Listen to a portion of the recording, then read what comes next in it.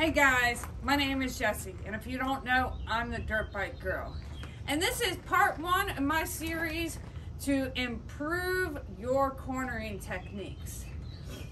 I'm going to be taking one skill every week and working on that, giving you different drills and different exercises you can do to really help improve that skill and the muscle memory. And then overall, by the end, your cornering should be so much better. But before we get into all of that, we need to start off with the most important part, and that is our positioning.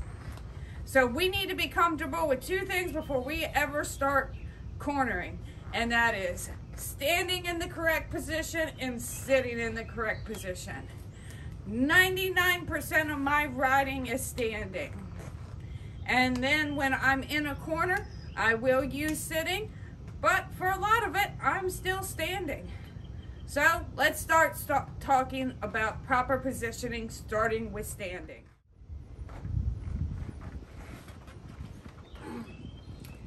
The manufacturers of these dirt bikes have spent billions of dollars engineering these foot pegs to be the perfect balancing point on these bikes. I can make little maneuvers with my body to move this bike around just because this is the perfect balancing point. So when in the attack standing position, the things you want to think about is, first, are you on the balls of your feet? That's the spot right behind your toes. That's the ball of your foot. It's a natural balancing point. So like basketball players, football players, tennis, every sport, they use this because this is a balancing point. The other balancing point is your inner ear.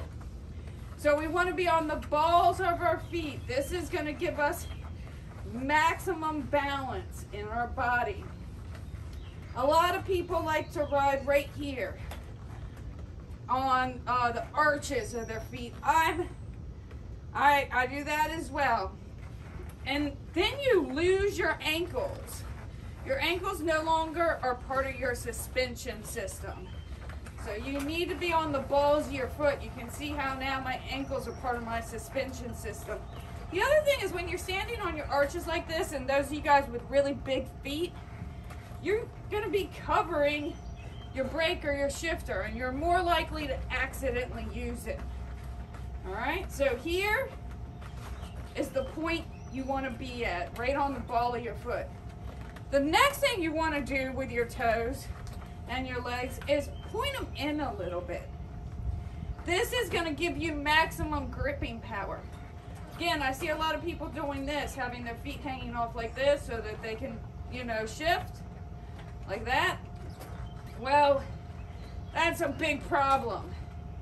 All right, first I feel all off balance. All of a sudden, as soon as I did that, I started putting all my weight onto the front. I want my weight balanced here in the middle. Not all on the back, not all on the front. Next, when I got my toes hanging out like this, I can't grip on as tight. And you can see right here on my bike where I rubbed the graphics away. That's because that is right where I'm holding on. My legs don't move very much from right there. They are locked in place. And pointing your toes in is going to kind of lock them in place. It's also going to make it easier for you to get to these controls. They're right there. All you got to do is slide your foot forward. All right? Now, with the rest of my body, I'm locked in here.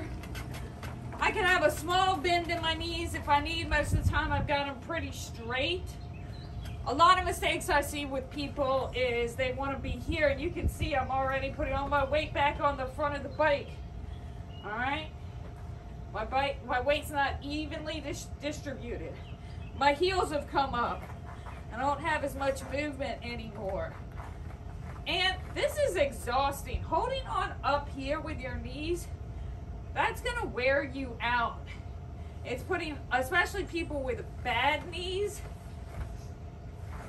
that's very exhausting. being back here far more relaxed. Next, with our upper body, with our hips, we want to have our hips unlocked. We want to be able to move them around and use them. All right, and a lot of people like to do this. They like to kind of hunch their back, and that kind of locks our hips up.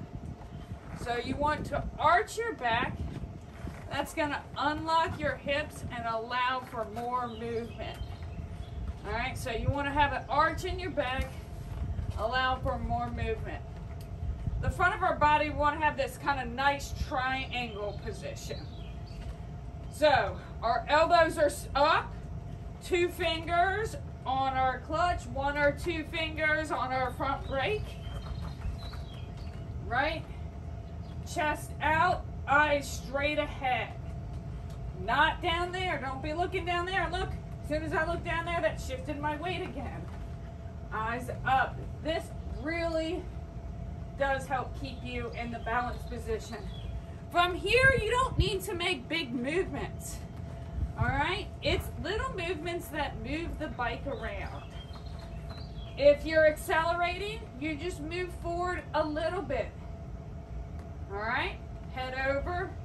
This is my accelerating position. If I'm braking, I'm just right back here. I don't need to be all the way back here on the rear tire. All right? We want to use the front and rear suspension together to help us. And you can see how easy it is for me to move the bike around in this position.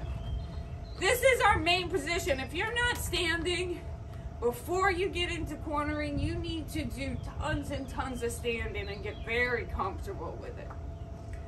All right? Now let's talk about our sitting attack position. So if I'm standing, what I see people do all the time is sit down back here, all right? And we'll talk about why this is such a huge problem. But most of the time when I'm sitting, I'm going into the corner. And that means I need to add weight to this front tire.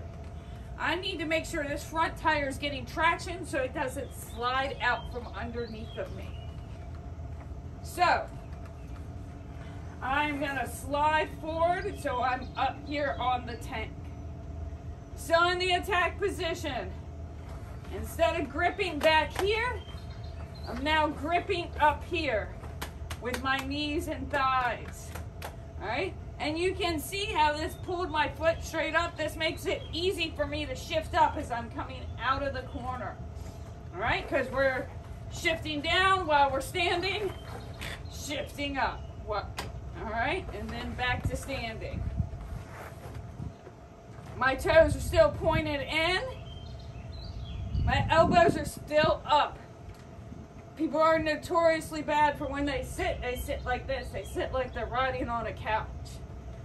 This is not a couch though. This is a motorcycle. We want our elbows up. This is going to kind of lock us in position so that if I make a mistake, give too much brake, too much gas, this is going to keep me from getting thrown around as much.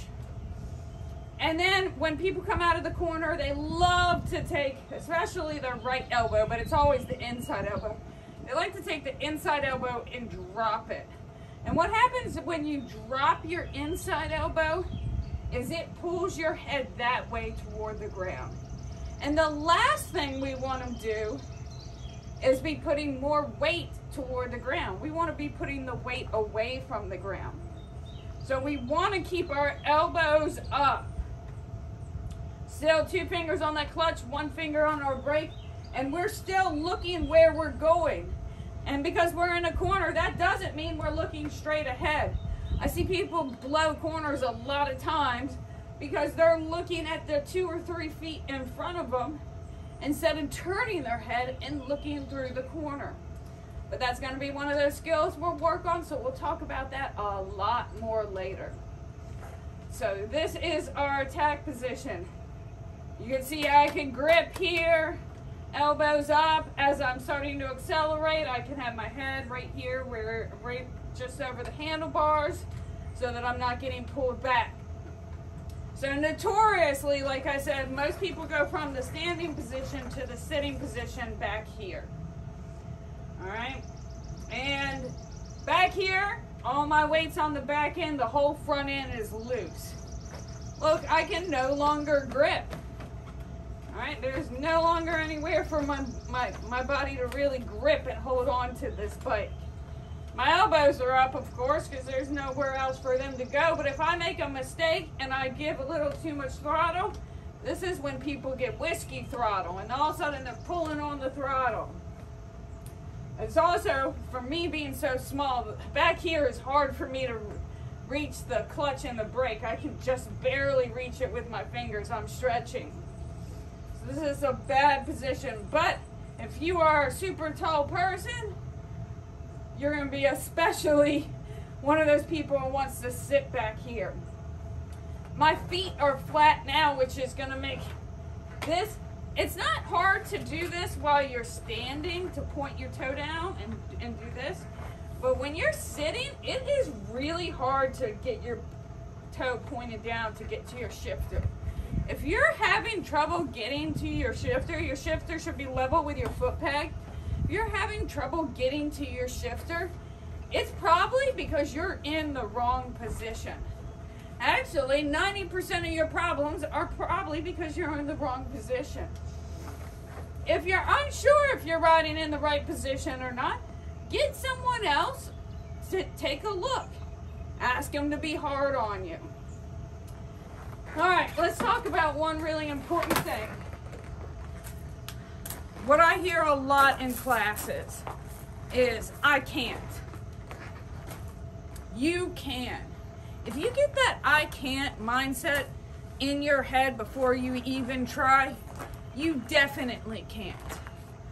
Try doing this stuff first. Now, if you have physical things and there are reasons physically why you can't do stuff, then yeah, I understand it. Don't put yourself in pain, but try and see how close you can get to it. And you might find out that you can do more than you expected you could. If you are having troubles with your ankles, like I said, ball of your foot, people are worried their ankles are gonna break or their ankles are gonna do this. All right, guys, I need surgery on both of my ankles from riding horses. I've stretched out every tendon and every ligament to the point where I can roll my ankle clean over flat and it won't hurt me at all. They're in really bad shape. I have a really bad knee, I have a really bad hip. That means I turn a lot better to the left than to the right. I can barely get my hip to go this way. If you have things like that, look for exercises you can do to strengthen those parts of your body. Because you can absolutely do these things. My dad is 78 years old and he is in great shape, but he has taken a lot of crashes. And age is catching up with him. But I don't ever hear him come out here and say, I can't. He tries, and then if it's too much for him, he's like, that's too much for me. Always at least try. Put the effort in and you will surprise yourself 90% of the time. Anyways, I hope that helps. And next week, we will get started on how to truly improve your corners. Thanks, guys. And remember, if you're having a bad day, it's only one down and the rest is up.